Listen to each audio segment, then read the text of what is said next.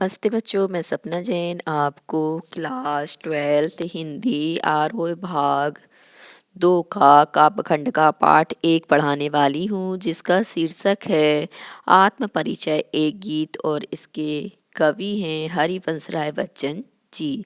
तो चलिए शुरू करते हैं हरिवंश राय बच्चन जी के जीवन परिचय से।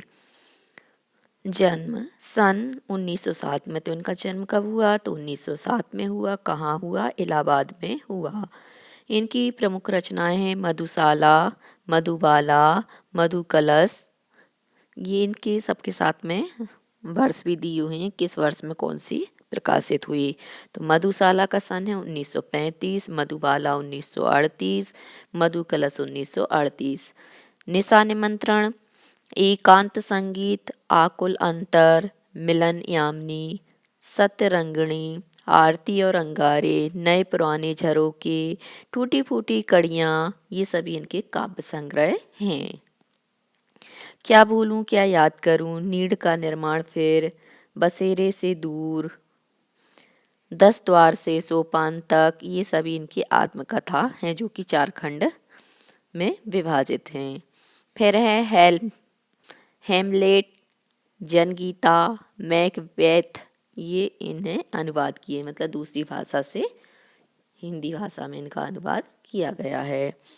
प्रवासी की डायरी, ये इनका डायरी विधा का है। अब आते हैं इनके आगे।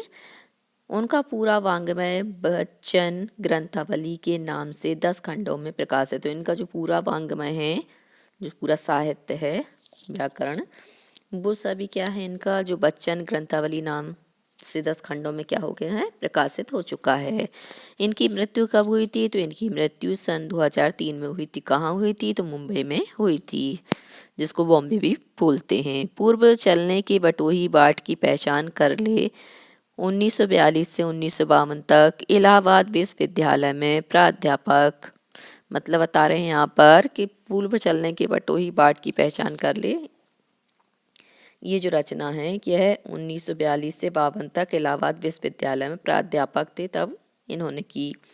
आकाशवाणी के साहित्य कार्यक्रमों में संबद्ध, फिर विदेश मंत्रालय में हिंदी विशेषज्ञ रहे, और फिर बाद में क्या है, इन्होंने आकाशवाणी से साहित्यिक जो कार्यक्रम चलता था उससे इन्होंने संबद्ध रहे, मतलब उसमें कार्य किया। फिर विदेश मंत्रालय में जो हिंदी विशेषज्ञ हैं वह रहे। दोनों महायुद्धों के बीच मध्य वर्ग के विक्षुब्ध विकल मन को बच्चन ने वाणी का वरदान दिया। और बताते हैं कि जब दोनों महायुद्ध हो रहे थे, उनके बीच में जो मध्य वर्ग के लोग होते हैं वह कैसे विक्षुब्ध होते हैं, व्याकुल होते हैं, उनके मन में क्या चलता रहता है, उसको ही बच्चन ने वाणी का वरदान दिया है, मतलब अपनी रचना में व्यक्त किया है। उन्होंने छायावाद की लाक्षणिकता वक्रता की बजाय सीधी सादी जीवंत भाषा और संवेदनसिक्त गेय शैली में अपनी बात कही है। और बताते हैं इन्होंने छायावाद की जो लाक्षणिक वक्रता की बजाय, मतलब लाक्षणिक प्रयोग की बजाय, सीधी सादी जो जीती जागती भाषा होती है, जो लोगों को छू जाती है, ऐसी संवेदन से युक्त गेय शैली में अपनी बात कही है। व्यक्तिगत जीवन में घटी घटनाओं की सहज अनुभूति की ईमानदार अभिव्यक्ति बच्चन के यहाँ कविता बनकर प्रकट हुई है। और यहाँ पर इनकी जो कविता है वो कैसी बनी है, तो व्यक्तिगत जीवन में जो घटी घटनाएं होती हैं वो सहज अनुभूति की ईमानदार और अभिव्यक्ति क्या है, बच्चन ने अपनी कविता में प्रकट की है। यह विशेषता हिंदी काव्य संसार में उनकी विलक्षण लोकप्रियता का मूल आधार है। मतलब इनकी जो प्रसिद्धि होने का मूल आधार क्या है, तो हिंदी काव्य संसार में उनकी यही विशेषता है कि उनने सीधी बात कही है, लाक्षणिक शैली का प्रयोग नहीं किया है। मध्ययुगीन फारसी के कवि उमर खय्याम का मस्तानापन हरिवंश राय बच्चन की प्रारंभिक कविताओं, विशेषकर मधुशाला में एक अद्भुत अर्थ विस्तार पाता है। और बता रहे हैं कि जो मध्ययुगीन फारसी के जो कवि हैं उमर खय्याम, उनका जो मस्तानापन है वह भी क्या है, हरिवंश राय बच्चन की जो प्रारंभिक कविताएं हैं उनमें देखने को मिलता है। और उसमें भी विशेषकर जो मधुशाला है, मधुशाला में एक अद्भुत अर्थ विस्तार भी पाता है। जीवन एक तरह का मधु कलश है, मतलब जो जीवन है हमारा वो क्या है, मधु कलश के समान है। दुनिया मधुशाला है और जो संसार है वो क्या है, एक मधुशाला के समान है। कल्पना साकी और कविता यह प्याला जिसमें ढालकर जीवन पाठक को पिलाया जाता है। और यहाँ पे बता रहे हैं कि जो कल्पनाएं होती हैं, हमारी इच्छाएं होती हैं, वह साकी के समान हैं और कविता जो है वह प्याला के समान है, तो जिसमें हम क्या करते हैं, इस रस को डाल करके पीते हैं। तो यहाँ पर इसके रस को जीवन पाठक को उन्होंने पिलाया है। कविता का एक घूंट जीवन का एक घूंट है, मतलब कविता का एक जो घूंट है वही क्या है, जीवन का भी एक घूंट है। पूरी तन्मयता से जीवन का घूंट भरें, कड़वा खट्टा भी सहज भाव से स्वीकार करें। मतलब हमारे जीवन में यदि कोई कड़वाहट आ जाए, कोई खटास आ जाए, तो इस भाव को भी हमें क्या है, सरल भाव से स्वीकार कर लेना चाहिए। तो अंततः एक सूफियाना सी बेख्याली मन पर छाएगी। तो इससे क्या होगा कि जो एक सूफियानी सी बेख्याली होती है वह क्या हो जाएगी, आपके मन पर छा जाएगी, मतलब आप मदमस्त हो जाएंगे। जैसे नशा चढ़ता है तो नशे के बाद व्यक्ति कैसा हो जाता है, मदहोश सा हो जाता है, उसको पता ही नहीं रहता मैं कहाँ हूँ, और उसके जो जितने भी दुख दर्द होते हैं वह उस समय उनको भूल जाता है। एक के बहाने सारी दुनिया से इश्क हो जाएगा। और यहाँ पे क्या होगा कि एक के बहाने से क्या हो जाएगा, पूरी दुनिया से तुम्हें प्रेम हो जाएगा और तेरा मेरा के समस्त झगड़े काफूर हो जाएंगे, मतलब दूर हो जाएंगे। इसे बच्चन का हालावादी दर्शन कहते हैं और इसे ही क्या है, बच्चन जी का हालावादी दर्शन कहा गया है। यह बात ध्यान देने योग्य है कि उनकी युगबोध संबंधी कविताएं जो बाद में लिखी गईं, उनका मूल्यांकन अभी तक कम ही हो पाया है। मतलब यहाँ पर ध्यान देने की बात क्या कही है कि इनकी जो युगबोध संबंधी बहुत सारी कविताएं हैं जो इन्होंने युगबोध के ऊपर लिखी हैं, उनका मूल्यांकन अभी तक कम ही हो पाया, मतलब पूर्ण नहीं हो पाया है। बचपन बच्चन का कवि रूप सबसे विख्यात है, मतलब जो कवि रूप है इनका सबसे ज़्यादा प्रसिद्ध है। पर उन्होंने कहानी, नाटक, डायरी आदि के साथ बेहतरीन आत्मकथा भी लिखी है। मतलब इन्होंने क्या है, कहानियाँ लिखी, नाटक लिखे, डायरी लिखी, उसके साथ साथ आत्मकथा भी लिखी है, जो ईमानदार आत्मस्वीकृति और प्रांजल शैली के कारण निरंतर पठनीय बनी हुई है।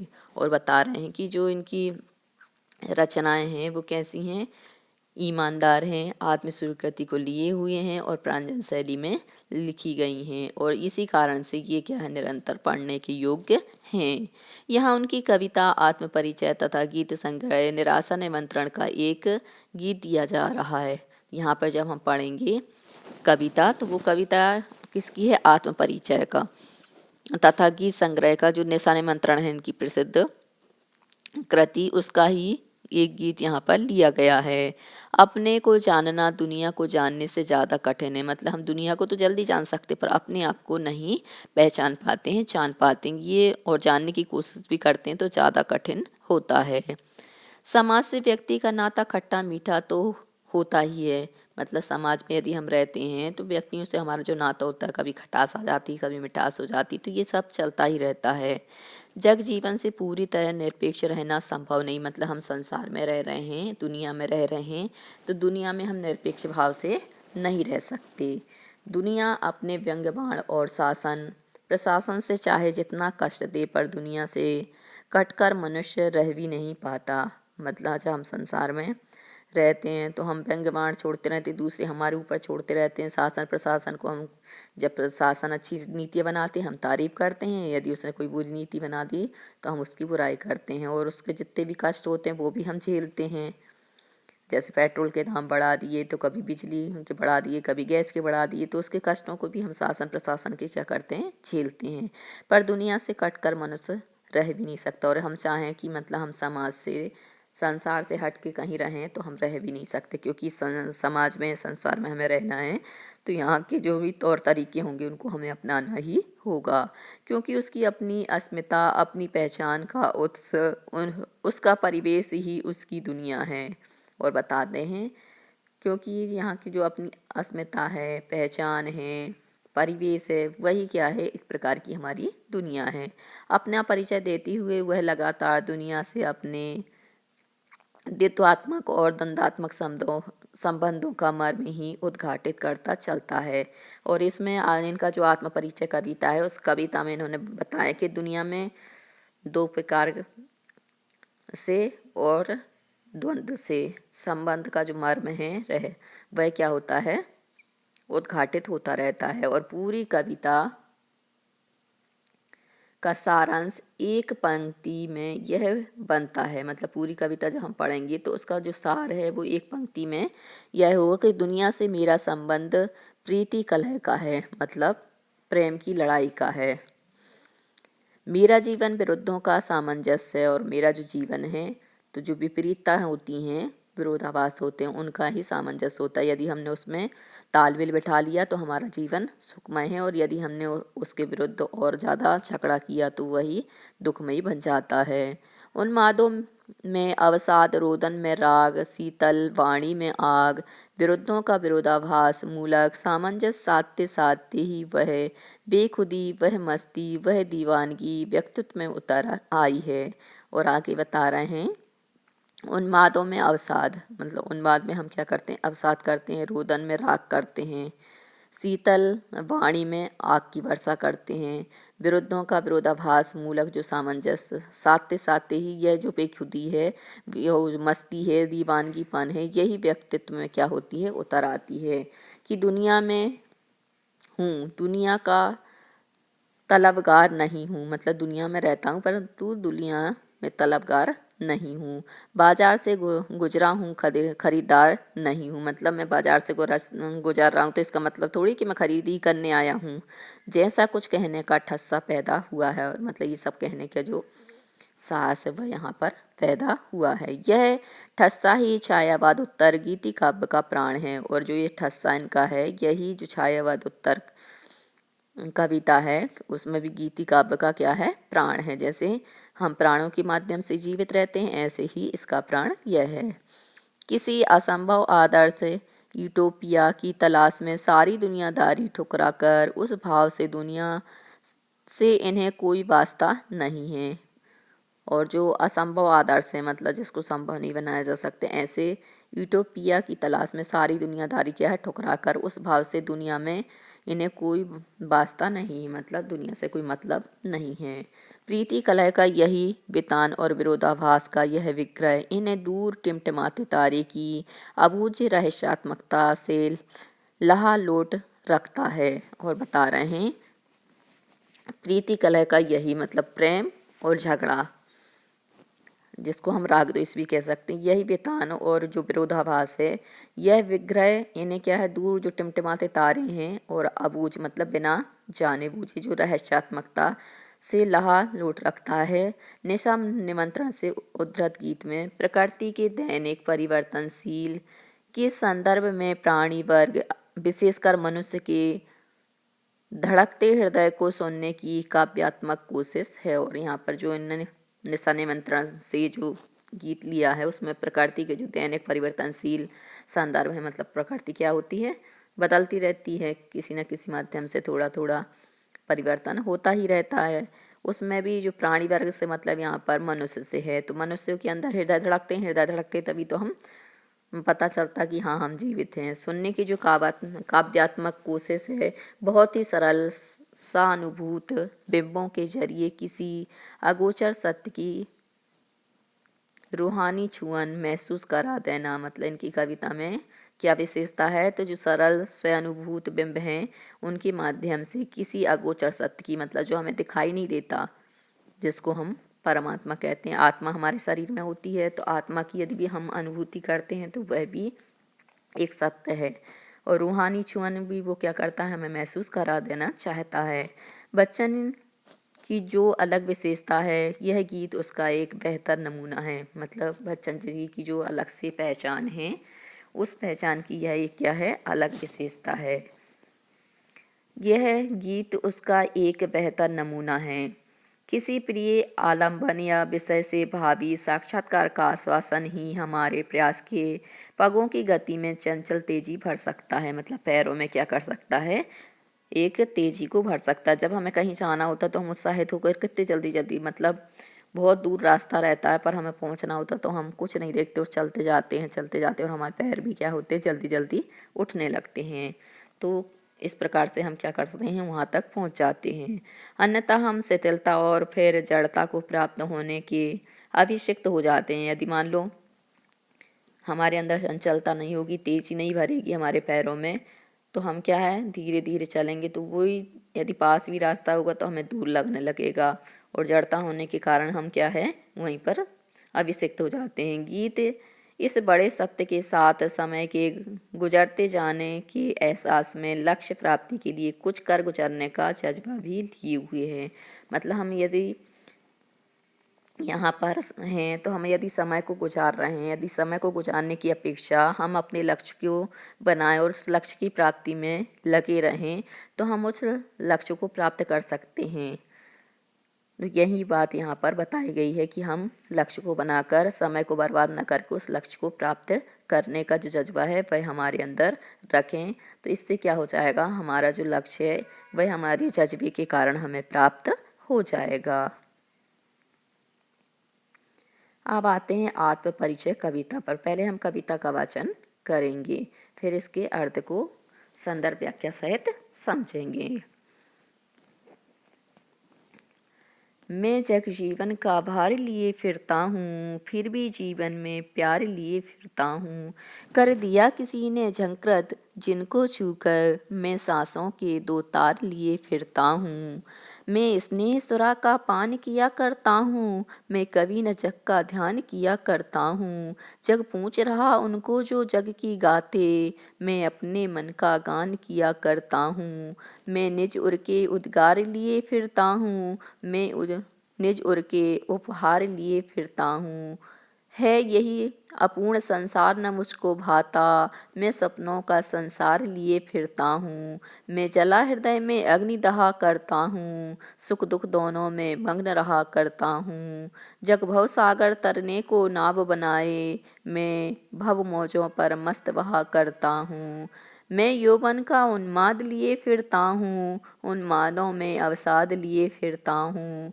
जो मुझको बाहर हंसा रुलाती भीतर, मैं हाय किसी की याद लिए फिरता हूँ। कर यत्न मिटे सब सत्य किसी ने जाना, नादान वही है हाय जहाँ पर दाना। फिर मुड़ न क्या जग जो इस पर भी सीखे, मैं सीख रहा हूँ सीखा ज्ञान भुलाना। मैं और जग और कहाँ का नाता, मैं बना बना कितने जग रोज मिटाता। जग ने जिस पृथ्वी पर जोड़ा करता वैभव, मैं प्रतिपक्ष से उस पृथ्वी को ठुकराता। मैं निज रोदन में राग लिए फिरता हूँ, शीतल वाणी में आग लिए फिरता हूँ। हो जिस पर भूपों के प्रसाद निछावर, मैं वह खंडहर का भाग लिए फिरता हूँ। मैं रोया इस इसको तुम कहते हो गाना, मैं फूट पड़ा तुम कहते छंद बनाना। क्यों कवि कहकर संसार मुझे अपनाए, मैं दुनिया का हूँ एक नया दीवाना। मैं दीवानों का वेश लिए फिरता हूँ, मैं मादकता निशेष लिए फिरता हूँ। जिसको सुनकर जग झूम झुके लहराए, मैं मस्ती का संदेश लिए फिरता हूँ। तो यहाँ पर पहली पंक्तियाँ हैं, मैं जग जीवन का भार लिए फिरता हूँ, फिर भी जीवन से प्यार लिए फिरता हूँ। इन सभी पंक्तियों को हम संदर्भ सहित व्याख्या के साथ जानेंगे। सबसे पहले संदर्भ में हम जिस पुस्तक से पाठ लिया गया होता है उसके बारे में बताते हैं, उसके रचयिता कौन हैं उसके बारे में बताते हैं। फिर जो प्रसंग रहता है तो प्रसंग में इसमें क्या बात हमें बतानी है पंक्तियों में, उस बात को बताते हैं, वो प्रसंग कहलाता है। तो संदर्भ देखिए, प्रस्तुत काव्यांश हमारी पाठ्य पुस्तक आरोह भाग 2 में संकलित कविता आत्म परिचय से उद्धृत है। इसके रचयिता प्रसिद्ध कवि हरिवंश राय बच्चन जी हैं। अब यहाँ पर प्रसंग आ जाएगा कि इस कविता में कवि जन जन के जीवन शैली को बताता है, मतलब प्रत्येक व्यक्ति की जो जीवन शैली है वह कैसी है इसको बताता है, तथा दुनिया को जानने का आह्वान करता है। मतलब हमें दुनिया को पहचानना चाहिए, जानना चाहिए, इसके लिए वह हमें बुलाता है। अब हम आएंगे व्याख्या पर, मतलब जो हमने अभी पंक्तियाँ पढ़ी थी उनके अर्थों को जानेंगे। प्रस्तुत काव्यांश में बच्चन जी कहते हैं कि मैं संसार में जीवन का भार उठाकर घूमता रहता हूँ। मतलब मैं संसार में क्या है, जो जीवन रूपी भार है, मेरा जो जीवन है उसके भार को लेकर यहाँ वहाँ घूमता हूँ। इसके बावजूद कवि के जीवन में प्यार है। मतलब भार होने के साथ साथ मेरे जीवन में क्या है, प्यार भी है, स्नेह भी है। उसका जीवन सितार की तरह है। मतलब जो कवि का जीवन है वह कैसा है, सितार के समान है। सितार एक वाद्य यंत्र होता है जिसको बजाया जाता है, जिसे किसी ने छूकर झंकृत कर दिया है। उसके तारों को जब हम छूते हैं तो उसमें से ध्वनि निकलती है, आवाज़ निकलती है। तो ऐसा लगता है कि उसको किसी ने, उसके जीवन रूपी सितार को किसी ने छुआ, और छूने से वह क्या हो गया, झंकृत हो गया। फल स्वरूप उसका जीवन संगीत से भर उठा, और उसके परिणाम स्वरूप क्या हुआ कि उसका जो जीवन था सितार के तारों को छूने के कारण वो क्या हो गया, संगीत से भर उठा। उसका जीवन इन्हीं तार रूपी सांसों के कारण चल रहा है। और उसका जो जीवन है वह क्या है, जो तार रूपी सांस हैं उन्हीं के कारण चल रहा है। यदि ये सांसें ना होती तो उसका जीवन भी नहीं चलता। उसने स्नेह रूपी शराब पी रखी है, और इसने प्रेम रूपी जो शराब है उसको पीकर रखा है, अर्थात प्रेम किया है तथा बांटा है। उसने कभी संसार की परवाह नहीं की। मतलब संसार के लोगों की परवाह नहीं की। संसार के लोगों की प्रवृत्ति है कि वे उनको पूछते हैं। मतलब संसार के लोगों का ये स्वभाव होता है कि वे क्या करते हैं, उनको पूछते हैं, जो संसार के अनुसार चलते हैं। मतलब संसार की जो क्रियाएं होती हैं उनमें भागीदार होते हैं, तो संसार के लोग उनको पूछते हैं। यदि उनके अनुसार नहीं चलते तो संसार के लोग उनको नहीं पूछते हैं तथा उनका गुणगान करते हैं। और यदि मान लो कोई शादी हुई, शादी में वो लोग आए, व्यवहार दिया, तो वो उनको मानेंगे कि हाँ ये सामाजिक व्यक्ति है। यदि मान लो कोई किसी ने किसी को बुलाया, नहीं आए गए, तो उनने कहा लो ये तो संसार से विपरीत रहता है, तो उसको कोई नहीं पूछता है। कवि अपने मन की इच्छा अनुसार चलता है। मतलब कवि का जो मन करता है वह वही कार्य करता है, वह दिखावे के लिए नहीं जीता। अर्थात वह वही करता है जो उसका मन कहता है।